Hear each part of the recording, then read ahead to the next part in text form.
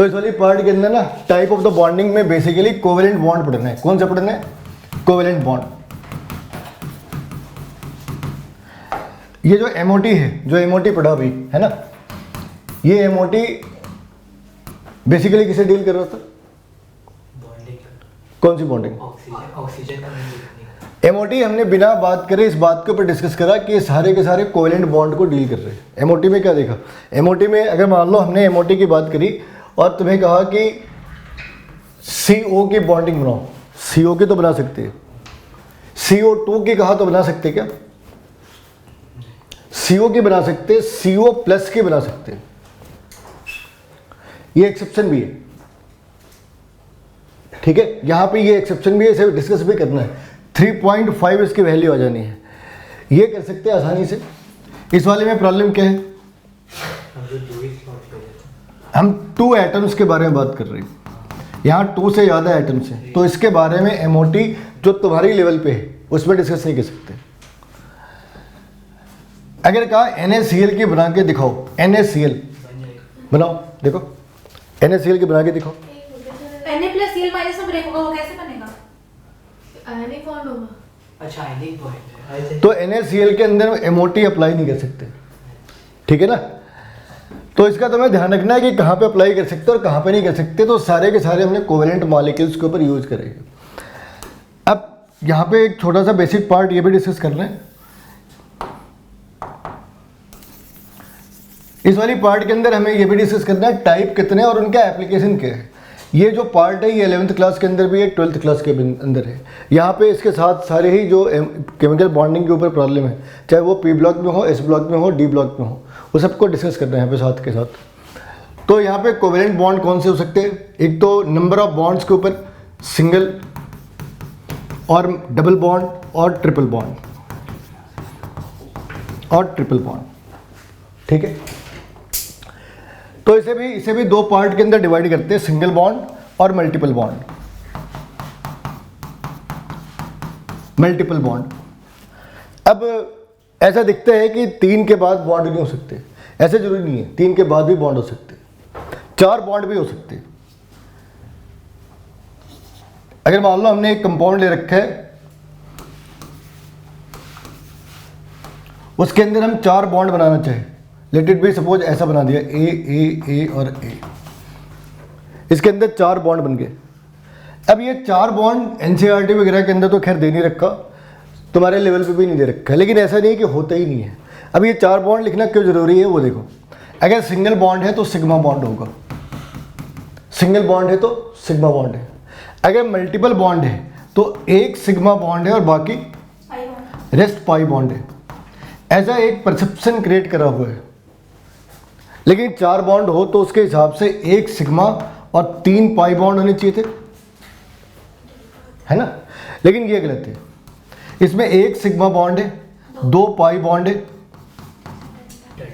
और एक delta bond है। तो इस वाली पार्ट को भी डिस्कस करना है, ऐसा नहीं कि इस वाली पार्ट को छोड़ देना है, इस वाली पार्ट को भी डिस्कस करना है। अब सिग्मा और पाई के बीच का जो बेसिक डिफरेंस है, पहले सिंगल बॉन्ड की देख ले। तो जैसे फ्लोरीन और फ्लोरीन है, ये सिंगल बॉन्ड है। डबल बॉन्ड की लगा ले oxygen, double bond oxygen. Triple bond की लगा ले नाइट्रोजन, ट्रिपल बॉन्ड नाइट्रोजन।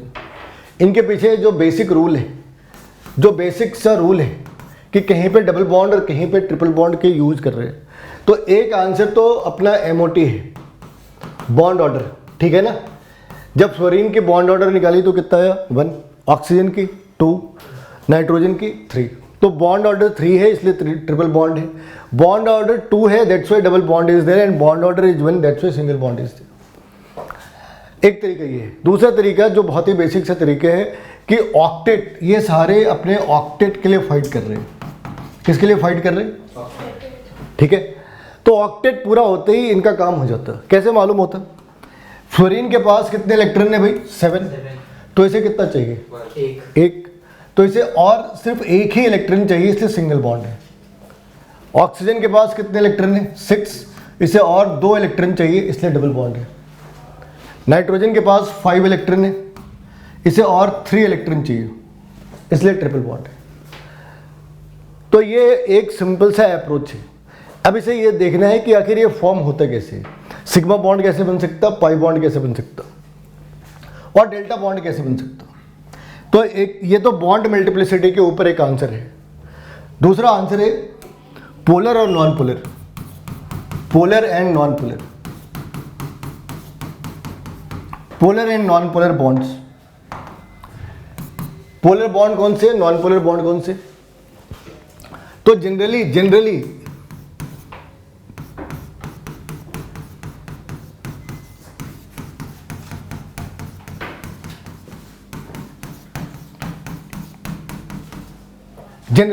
है ना। तो अगर जनरली लिखा तो जनरली क्या लिखेंगे, heteronuclear.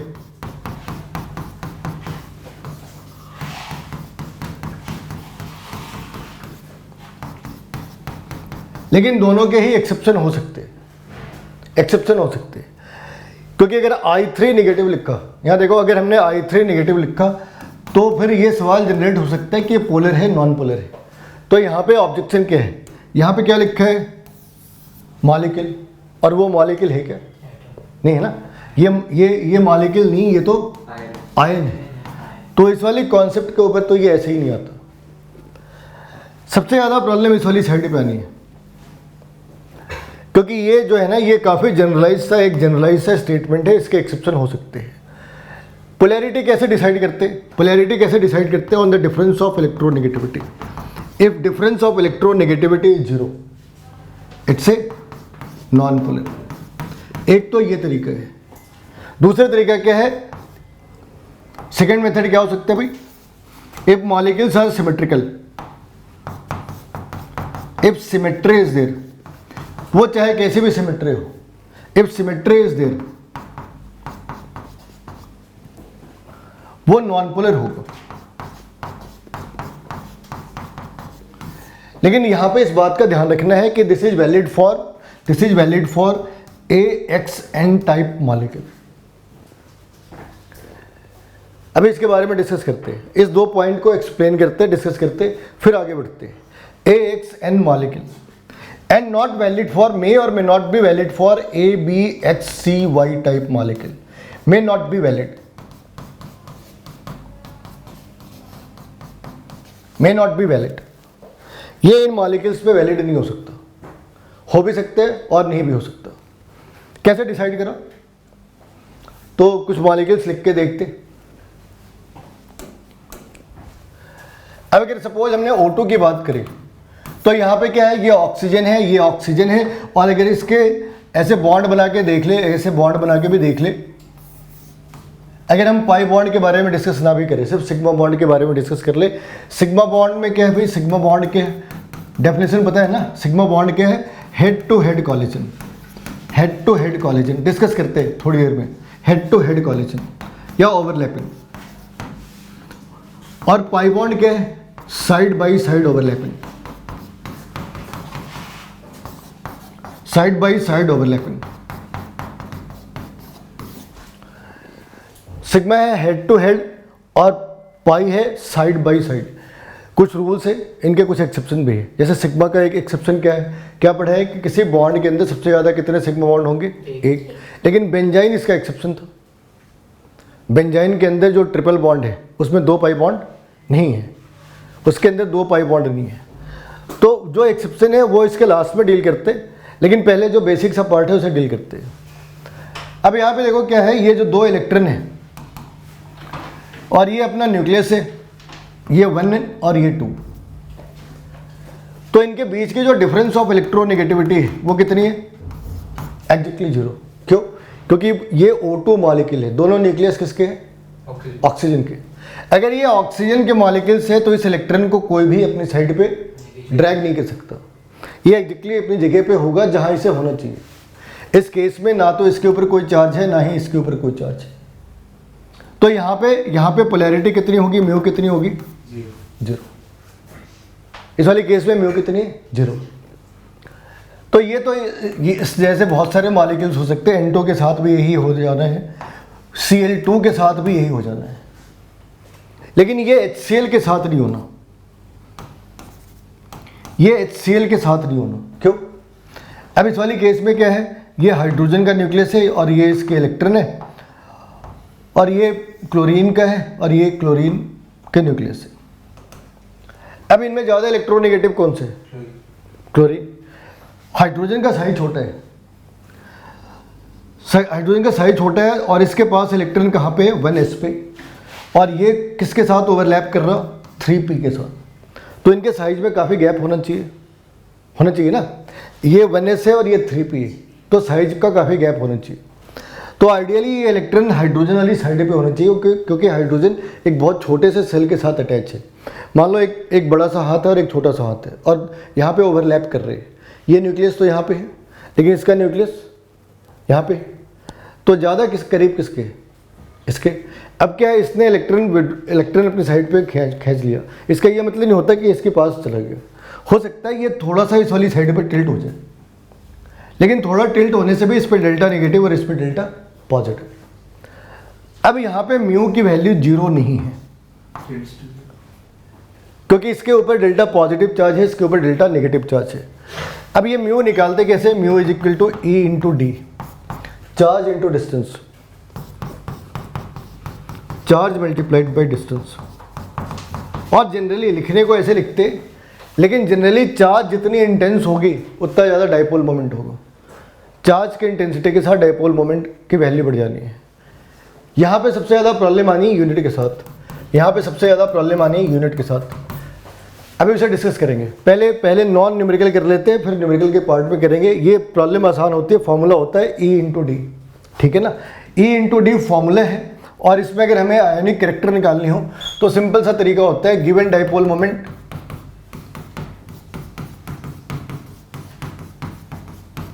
Bye theoretical dipole moment.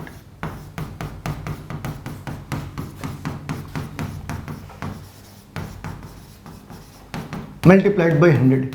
अगर ऐसा करा तो क्या निकाल सकते हैं? परसेंटेज आयनिक कैरेक्टर। क्या निकाल सकते हैं भाई? बोलो। ठीक है, लेकिन जरूरी नहीं कि हर बार म्यू इंटू डी के फॉर्म में लिखा हो, क्योंकि म्यू क्या है? ई इंटू डी। तो सिंपल सी मैथमेटिक्स लगा लो। सिंपल सी मैथमेटिक्स देखो कहाँ पे, यहाँ देखो भाई।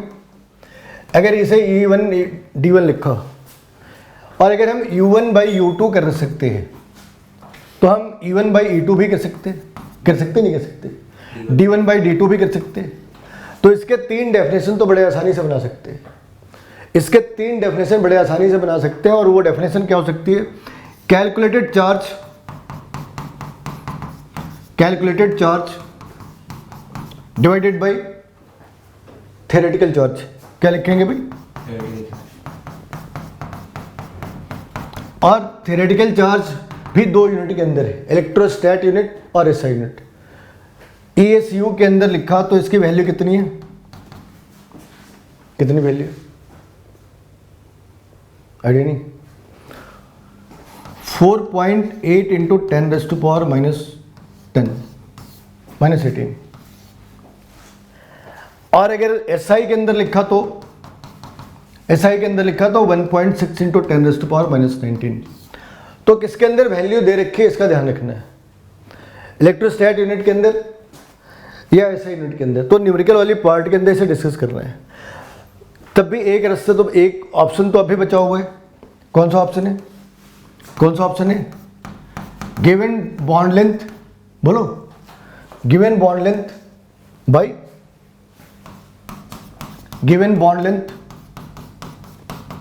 बाई बोलो। क्या लिखेंगे नीचे में? डिनोमिनेटर में क्या आना है? थ्योरेटिकल बॉन्ड लेंथ, क्योंकि हर बार जो नीचे का पार्ट है वो फिक्स है, थ्योरेटिकल पार्ट है। चार्ज है तो थ्योरेटिकल है, बॉन्ड लेंथ है तो जो थ्योरेटिकली प्रोवाइड कर रहा है, तो थ्योरेटिकल बॉन्ड लेंथ है।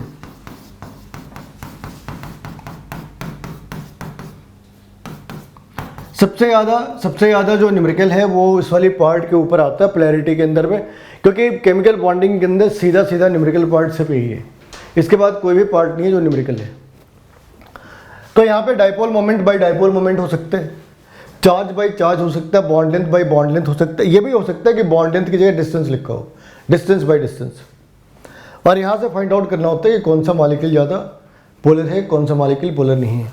लेकिन इसे फाइंड आउट करने का नॉन न्यूमेरिकल मेथड भी है। ये तो न्यूमेरिकल पार्ट है, इसके बारे में डिस्कस करना है, लेकिन एक नॉन न्यूमेरिकल पार्ट भी है जहाँ से बता सकते कि ये पोलर है या नॉन पोलर है।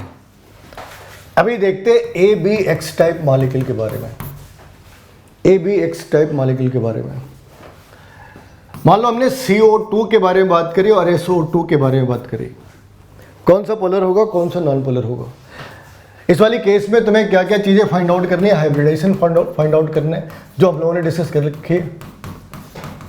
इसके साथ तुम्हें लोन पेयर और बॉन्ड पेयर भी फाइंड आउट करना है। Basically lone pair find out करना है। अगर लोन पेयर 0 है तो मॉलिक्यूल सिमेट्रिकल है और चांसेस है मॉलिक्यूल इज सिमेट्रिकल, और अगर मॉलिक्यूल सिमेट्रिकल है तो ये नॉन पोलर हो गए। अब इसका उल्टा कर लेते हैं, इसका अपोजिट। अगर लोन पेयर है नॉन जीरो, तब क्या लिखेंगे भाई? मॉलिक्यूल इज अनसिमेट्रिकल या डिस्टॉर्शन होगा। बताया था ना, अगर लोन पेयर है तो lone pair is going to create the distortion, तो डिस्टॉर्टेड स्ट्रक्चर होगी। और अगर स्ट्रक्चर डिस्टॉर्टेड है तो ये म्यू की वैल्यू नॉन जीरो है और ये पोलर मॉलिक्यूल है ठीक है, इतना समझ आ गया। तो CO2 और SO2 में कौन सा पोलर है कौन सा नॉन पोलर है। एक आधी और भी एग्जांपल लिख लो। SO3 BeCl2 BCl3, थोड़ा फास्ट करना तो आइडिया लग जाएगा। CH4 NH3 PCl5 ICl3, इन सब के। तो देखो यहाँ पे CO2 के अंदर क्या है। CO2 के अंदर हमने सबसे पहले क्या देखा है, सिमेट्री है कि नहीं है। तो अब वो सारी चीज़ें तुमने पहले करा होगा। एक बार इसे देखो, कार्बन के पास 4 इलेक्ट्रॉन है और 4 के 4 बॉन्ड के अंदर इन्वॉल्व हो गए। इसके पास कोई भी लोन पेयर नहीं। सिमेट्री इसके ऊपर लोन पेयर है या नहीं है इस पर डिसाइड होना है, इस पे है या नहीं है इसे डिसाइड नहीं होना। तो यहाँ पे कोई भी लोन पेयर नहीं है, जीरो लोन पेयर। अगर जीरो लोन पेयर है तो ये नॉन पोलर है। लेकिन यही बात SO2 के साथ सही नहीं है। क्यों? SO2 के पास, अगर हम SO2 के स्ट्रक्चर बना ले जो एंगुलर है, तो उसके पास सल्फर के पास तो 6 इलेक्ट्रॉन होते हैं, तो 2-4 तो यहाँ बॉन्ड बन गए, 2 लोन पेयर रह गया। जो प्रेजेंस ऑफ लोन पेयर है, ये जो लोन पेयर है इसके प्रेजेंस ने इसे क्या बना दिया? Polar. Mu can not be zero in this case. लेकिन SO3 के साथ बदकिस्मती के सिमेट्रिकल, नो लोन पेयर। यहाँ पे क्या है, इसको क्या लिख सकते हैं? डिस्टॉर्टेड ट्राइंगुलर प्लेनर लिख सकते हैं ना।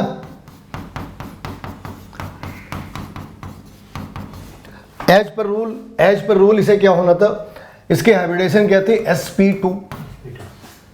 तो ये कुछ इस तरीके का होना था। ये सल्फर, इसके पास 2 ऑक्सीजन और 1 लोन पेयर। इस लोन पेयर ने इसके अंदर डिस्टॉर्शन क्रिएट करा। लेकिन SO3 के अंदर यहाँ पे लोन पेयर तो नहीं रहा नहीं। SO3 के अंदर इस लोन पेयर की जगह क्या आना है? ऑक्सीजन। तो अब SO3 के अंदर कोई भी लोन पेयर है नहीं। अगर लोन पेयर है नहीं तो देखो यहाँ पे लिखा नॉन पोलर, ये लिखा पोलर, ये लिखा नॉन पोलर। BeCl2 लिखा नॉन पोलर, BCl3 लिखा नॉन पोलर, CH3 लिखा नॉन पोलर, NH3 लिखा पोलर, PCl5 लिखा नॉन पोलर और ICl3 लिखा पोलर। अगर इसमें कोई शक है तो पूछो। PCl में पोलर नहीं होगा? नहीं, पोलर क्यों होगा? पोलर क्यों होगा भाई? PCl5 पोलर क्यों होगा? कोई लॉजिक नहीं बनता ना। यहाँ देखो कैसे लॉजिक नहीं बनता। तो P में तो 3 का ही साइड है। 3 और 5 का है। 5 है ना, 3 और 5 का है। तो हो गया 8 हो गया, अपनी पूरा हो गया। अरे 3 का हो जाएंगे ना खाली। यहाँ देखो फॉस्फोरस के पास 5 इलेक्ट्रॉन है और 5 बॉन्ड भी है, नोट में ले लेगा, ले लेगा। ठीक है। लेकिन अगर ये PCl3 होता तब तब ये होता, तब ये पोलर होता। अगर ये PCl3 होता तो पोलर होता, क्योंकि इस वाली केस में यहाँ पे एक लोन पेयर है और ये पोलर हो जाना है। तो मोरल ऑफ द स्टोरी ये है कि अगर ये नॉन पोलर है, अगर ये सिमेट्रिकल है तो क्या होगा?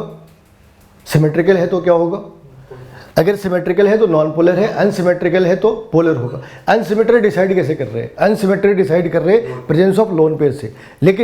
लेकिन अभी कहानी के अंदर एक विलन और बाकी है। अगर इसे ऐसे लिखा PF2Cl3,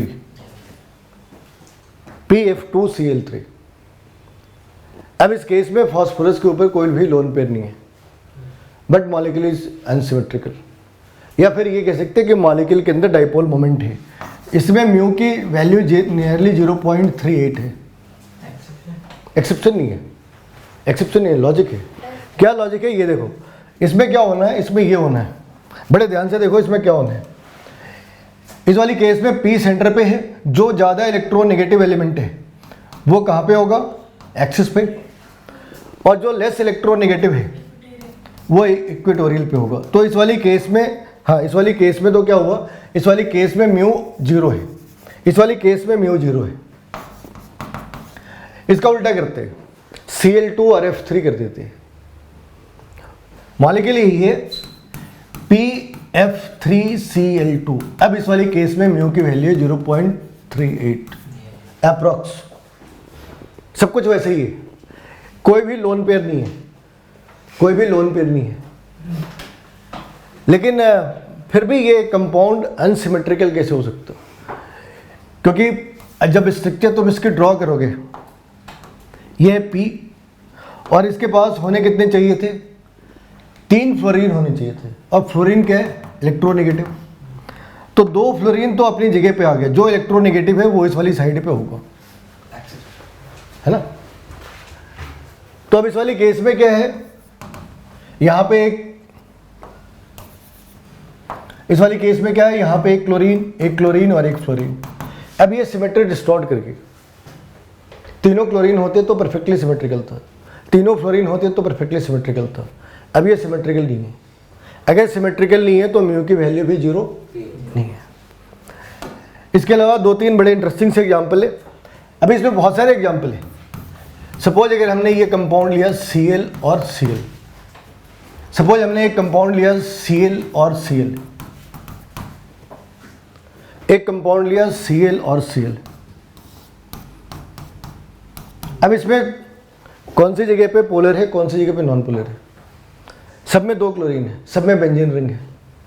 तो ऐसा दिखता है कि अगर एक पोलर है तो बाकी भी पोलर होने चाहिए। क्योंकि अगर सिर्फ ये होता, अगर यहाँ देखो अगर सिर्फ ये होता तो ये पोलर बॉन्ड था। यहाँ पे पोलैरिटी है किसके बीच, कार्बन और क्लोरीन के बीच। ये बॉन्ड पोलर है और बाकी बॉन्ड नॉन पोलर है।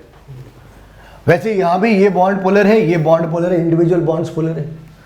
यहाँ भी इंडिविजुअल बॉन्ड्स पोलर है और यहाँ भी इंडिविजुअल बॉन्ड्स पोलर है। तो पोलैरिटी में जब हम इसके साथ निकालते हैं तो पोलैरिटी में कुछ एक, पोलैरिटी क्या है, एक वेक्टर क्वांटिटी, और इसमें डायरेक्शन कहाँ पे है, towards more electronegative, towards more electronegative.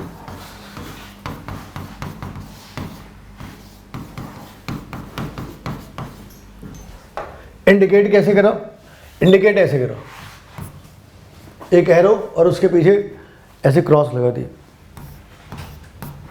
तो यहाँ पे क्या है, दोनों जगह पे कार्बन और क्लोरीन से बॉन्ड है, कार्बन क्लोरीन बॉन्ड।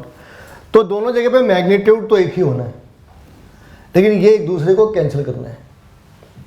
लेकिन यहाँ पे ये चीज़ें कैंसिल क्यों नहीं हो रही, मैग्नीट्यूड एरिया कैंसिल कैसे करें, क्योंकि ये एंगल कितने डिग्री का है, 180 डिग्री का। तो फॉर्मूला क्या है, वेक्टर का फॉर्मूला क्या है, a² + b² + 2ab cos theta, अच्छा ठीक है पूरा रोड में है ना। तो यहाँ पे cos थीटा की वैल्यू कितनी है, 60। यहाँ पे वो थीटा कितना है, 120। यहाँ पे वो थीटा कितना है, 180। तो इसलिए ये नॉन पोलर है और बाकी जो है वो पोलर है। ये नॉन पोलर है और बाकी जो है वो पोलर है। कोई शक तो नहीं है। तो फिर उसमें 360 डिग्री हो गया किसमें? एक बॉन्ड में इसमें। नहीं, एक बॉन्ड में 360 कैसे हुआ, वहाँ तो हम सिर्फ एक के बारे में बात कर रहे हैं ना, यहाँ तो दूसरा है ही नहीं, दूसरा एंगल ही कहाँ दूसरा एंगल ही नहीं है, एक ही एंगल बचा ना, एक ही बॉन्ड है जो पोलर है, बाकी नॉन पोलर है। समझ आ गया।